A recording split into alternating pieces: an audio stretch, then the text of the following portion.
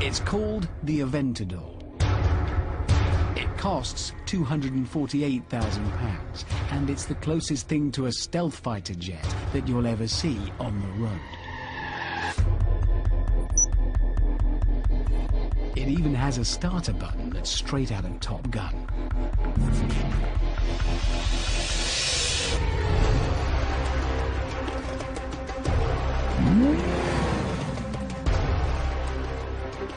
The current boss of Lamborghini said recently that in the old days, the order of priority for Lamborghini was top speed, acceleration and handling, in that order. The thing is though, for this new car, he says that order is the other way around. Handling comes first, with top speed being given a lower priority. So let's find out just how low a priority that is, shall we?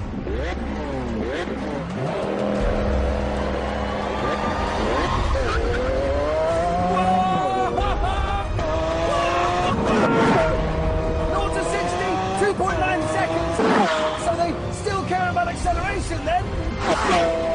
220 kilometers an hour?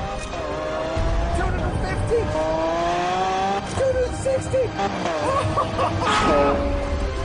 270?